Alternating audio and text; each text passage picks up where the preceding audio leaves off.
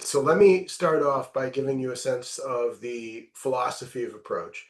So we believe very strongly that all of formal education, in other words, classroom-based education, has a singular core goal. And that goal is the same when our students come into the pipeline at the pre-K level and as they move through the pipeline until they graduate. And so we hope the vast majority of our students graduate high school. We hope a large percentage of them go on to an undergraduate institution. We hope some percentage of them go on to graduate school. And when they graduate, they're going to get a handshake and a diploma. And what the handshake is going to say is, congratulations, now you're on your own in the real world where you're going to spend the rest of your professional career. And so all of formal education has to be about preparing our students to enter the real world. And in STEM education, if we want to inspire some of our students to want to be scientists and engineers, it's absolutely vital while they're in the classroom now that we show them what professional scientists and engineers are expected to do. They need to have a window, an authentic window on what real scientists and engineers, real researchers actually do and get paid to do, so that those students, while they're still in the classroom, can make an informed decision about career choices, because that's a big decision. And so we feel very strongly in the world of STEM that the best way to do what I just said is to take a real world experience, hopefully from the frontier, bring it into the classroom, and allow our students to be scientists and engineers right now so they can see it for themselves. And if you ask scientists and engineers, researchers, what do you get paid to do? They're going to tell you that they're in the business of asking questions. They ask questions about the world. And they're also in the business of finding a pathway to an answer. And that requires them to secure evidence and data from the world around them to be able to answer that question that started their journey. And so in education, we say that when you question the world around you, that is inquiry-based learning. And when you poke your world to demand evidence and data in return so you can see how the world works and see if you answer that question, we call that evidence-based learning. And if we put it together, it's inquiry-based, evidence-based learning. And we are born to do that because anybody who's a parent understands that there was this magic time when your kids were first capable of expressing themselves, and that's when the unending stream of questions began. We are born curious, we're born to ask questions, and that's what we do. And parents recognize that time when infants were poking their world, exploring near versus far and up versus down and color and texture. And the act of poking their world was the act of demanding evidence and data from the world around them so that they could figure out how the world works and how they can navigate through it successfully. So we humans are born inquiry-based, evidence-based learners on the frontiers of exploration, independent of discipline. The frontiers are pushed back through inquiry-based, evidence-based learning. It's a process. In science, we call it the scientific method. We often teach it incorrectly as a rigid recipe to follow, but in fact, it has nothing to do with science. The scientific method is a misnomer. Inquiry-based, evidence-based learning is how we learn in all disciplines. And the idea then is that it is process learning, not content learning. It's not aiming a fire hose of content at someone and asking them to memorize everything, because that's antithetical to how learning works. And in fact, it has no bearing in the real world. In the real world, it is process driven. And the skill sets that an inquiry-based, evidence-based learner and explorer brings to the table are ownership in learning, critical thinking, problem solving, the ability to navigate an interdisciplinary landscape to secure the core knowledge necessary to solve the problem at hand. And they typically work in teams. And the idea is that you have to be able to communicate your thoughts and ideas to your peers, both orally and through the written word, so you can come up with ideas that are bigger than just yours, that team think gives you an advantage in coming up with things that go beyond what you would have come up with by yourself. So does everybody understand the philosophy of approach that we're talking about here? Immersing students in an authentic research experience so that they can be scientists and engineers in every sense of the word right now. So if you comments, questions, anything, we're good?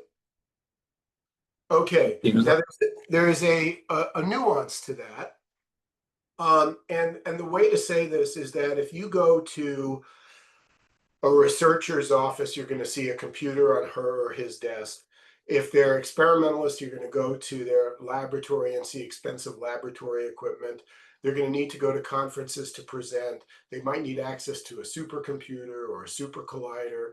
And all of those we call research assets. And the way that research assets are secured by a researcher in this country is typically a federal agency like NASA or the National Science Foundation has a precious and limited amount of those research assets available, typically grant money, not enough to go around to all researchers that want those assets. So the way that that federal agency equitably gets those assets out to the community is they issue a national call for proposals. And research teams all over the country, in absolute secrecy, design a research program around the use of that asset. And each team writes a proposal against what's called a proposal guide to make the case for why they ought to get that asset as opposed to some of the other teams. And everybody knows that the competition is absolutely stiff because everybody and their grandmother is putting in a proposal to these limited announcements of opportunity. And so if the federal agency is NASA, NASA will take all the proposals together, they will convene a review board, and the review board will strictly grade all of those proposals against what's called a proposal evaluation rubric, which is in the original proposal guide. And only the proposals with the highest of grades will get an award letter, and the vast majority of teams get nothing. And it doesn't matter how hard they worked on those proposals. So here's the connection to STEM. Let's say we inspire students to want to be scientists and engineers. They get that last handshake. They're now out in the real world. And only then do they say, wait a second, for me to be a practicing scientist or an engineer, I have to compete? Nobody told me that. And for me to be a practicing scientist or an engineer, I have to be an absolutely superb technical writer? Nobody told me that. And if that's when they find out, we in formal education have failed them because they're not ready for the real world. So if you're going to really immerse students in authenticity, we feel that for this program, we want to include a real research proposal competition so that students get to see a set of teachable moments. They get to see, oh, I didn't know that scientists and engineers had to compete. I didn't know they had to write things like proposals with embedded citations in the text and a bibliography of primary references. I didn't know what a research proposal review process was all about. So we wanted to create a program that was comprehensive and brought all of those elements together. So is everybody with me on this overarching philosophy of approach? Give me a thumbs up if you are. Any comments? Okay, so I'm going to go on now to the program. So let me pause it.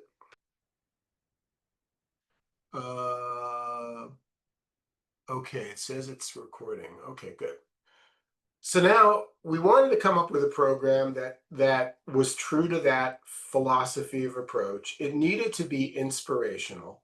It needed to be absolutely authentic. It needed to be in our area of expertise, Earth and space. And we didn't want it to be a simulation. So what we're giving each of your institutions, each of your colleges, is your own space program. Each of your colleges is going to get a flight slot to fly one of your student team designed experiments to the International Space Station and have astronauts assigned as simply technicians to operate your experiment according to your student flight team's protocol. You're not competing against any other community participating in Mission 21 because every community has their own space program.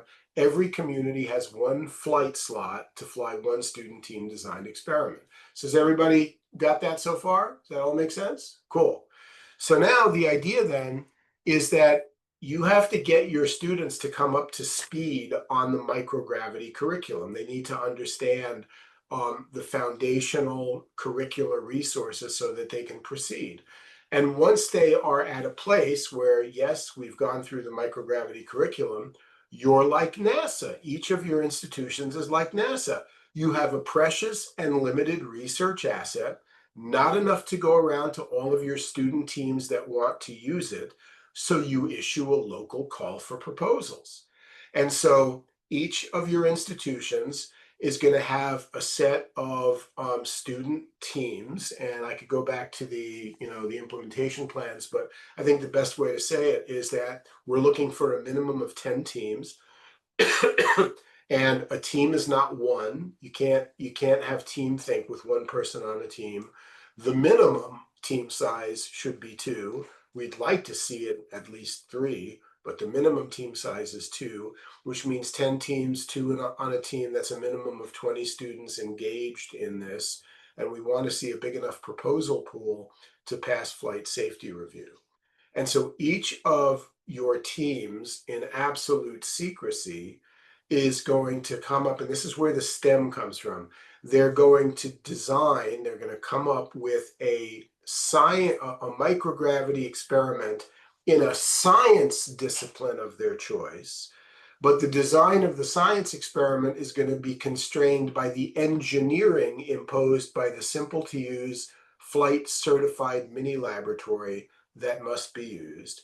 And the design of the science experiment is going to be constrained by the technology of flight operations to and from low Earth orbit. And the experiments themselves are going to be characterized in terms of data analysis, which is through the language of nature, which is mathematics. So that's how we get STEM, right?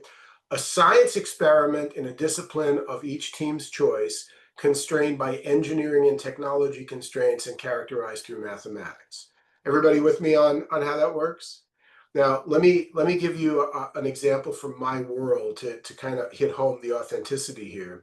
So my PhD is in astrophysics. My specialty is planetary atmospheres in our solar system beyond Earth. And let's say I want to use a big telescope on the big island of Hawaii to measure the composition in the atmosphere of Mars. And that telescope makes available to the research community instruments like a spectrometer. So I can use their spectrometer to do the science investigation. But the first thing I have to do is get the operating manual for the spectrometer. I need to understand what engineering and technology constraints are imposed by the use of this spectrometer. Another way to say it, I need to understand what the spectrometer can do and what it cannot do. And only then can I start figuring out my science investigation, because there's no point putting in a proposal to the time allocation committee to do science that the spectrometer cannot deliver. So in the real world, technology, right, engineering and technology constraints impose their will on the science that can be done. And what you need to do first is, before you frame your science, you got to frame the constraints, the engineering and technology constraints, and only then frame a science experiment that works within that playground of engineering and technology constraints. So does everybody understand that real world example? Okay, so SSEP works the same way. You've got to use this mini lab. You've got to comport with flight operations to and from low Earth orbit, and you need to first and foremost, right out of the gate, read the mini laboratory operations page that has all of the engineering and technology constraints. You need to know that page backwards and forwards before you start designing experiments. So everybody good with that? Okay, so now each team is going to write a formal proposal against a real proposal guide to make the case for why they ought to get your college's flight slot. And your college will then set up a step one review board of faculty and take all the proposals together, and using the proposal evaluation rubric, you will strictly grade all the proposals. The three with the highest of grades are designated finalists. You send them to us. We convene the step two national review board, likely at NASA, And that review board will select your flight experiment from your three finalists and do the same for each of the other participating communities. And so only the flight team is selected to move forward. But let me stop and just say something about where we are right now in terms of this description. When we were designing this program, and I'm the guy who created the program, which is one of the reasons why I'm a good person to do this professional development for you. When we were designing this program, we didn't care much about the flight experiment.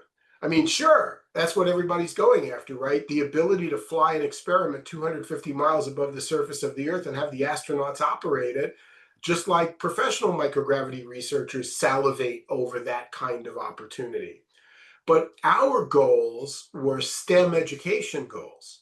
What we wanted to do for each college is immerse a local community of students in real experiment design constrained by real world engineering and technology constraints, have them write real proposals with embedded citations in the text and a bibliography, have them go through a real research proposal competition, because we want to immerse that local community of students in every facet of what real professional researchers actually do.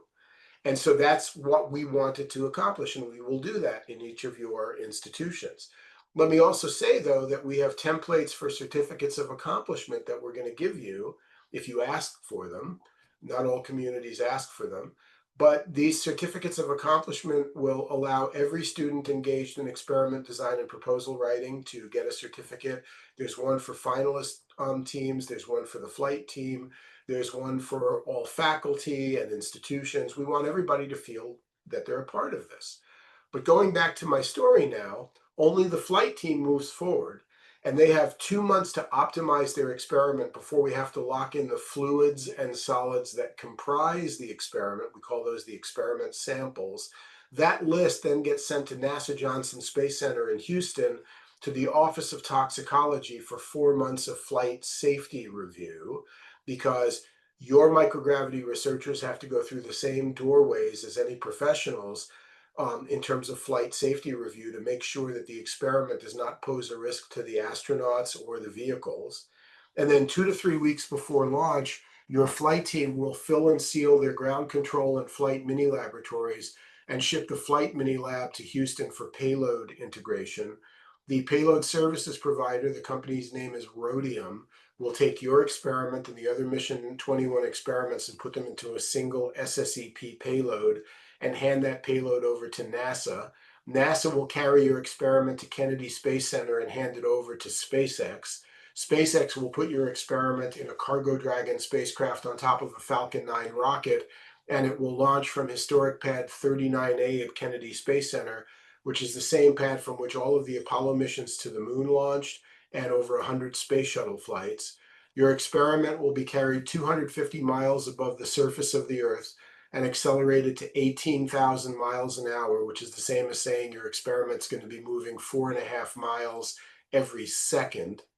And it will then rendezvous, the Cargo Dragon will rendezvous at the International Space Station, and the astronauts will operate the experiments for 4 to 6 weeks on orbit according to the student flight team protocols. And then after that period, the experiments will be put back into Dragon for a deorbit burn. The vehicle will likely splash down off the east coast of Florida. A recovery ship will pick it up and bring it back to port. The payloads will be pulled and the SSEP payload will be de-integrated. All of the mini labs will be inspected and photographed and then shipped overnight back to your student flight team for harvesting and analysis. You can send a delegation down to the launch to watch the bird fly, and you can send a delegation to their own research conference, likely at Kennedy Space Center, because we felt that if this is an authentic program, an authentic research conference should be part of it. So all student teams that attend the conference are required to do a PowerPoint presentation. The presentations are timed. You get 6 minutes, and if you go over, you're cut off, and you've got 2 minutes of Q&A. This is a real research conference. And the last piece of this is, ever since human spaceflight began, a NASA astronaut crew would work with a NASA artist to create a graphic design that captures the mission objectives. And that's what's turned into the cloth mission patch that they wear on their flight suits. And it's also the graphics package that brands all of the mission documentation. So we'll fly up to 2 mission patches with your flight experiment, which means that you can open up very large art and design competitions that could engage hundreds to thousands of students. And we even have certificates of accomplishment for all the mission patch students. And so this is really an authentic STEAM initiative where A is inserted for art. And you might say, well, how do you get hundreds to thousands of students engaged in a mission patch art and design set of competitions? Well, at the undergraduate level, and this is up to you all, at the undergraduate level, typically institutions reach out to their local area school districts, to their central offices, whoever's in charge of art and design curriculum, history curriculum. And for community colleges, that's really important community outreach because your students are coming from your community. And therefore, you can have a mission patch competition at the lower grade level, K through 5, one at the 6 through 12 level. And truly, mission patch competitions do indeed, at the high level, engage thousands of students in a single community. And what's great about that is it builds community-wide awareness for SSEP that you're participating in across a much greater community than just the students engaged in experiment design and proposal writing. And so the best way to say this, I said in the beginning, we would be giving each of your institutions your own space program. But the way to say it more powerfully is that we are inviting all of the students engaged in experiment design and proposal writing, all of the faculty involved in this program, all of the students that might be engaged in the mission patch art and design competitions, and all of those art and design and possibly history teachers. We're inviting all of you into America's space program in every sense of the word. This is not a simulation. So does everybody understand how SSEP works? Does everybody understand how it grows organically from that philosophy of approach? Cool. Does anybody have any questions or comments?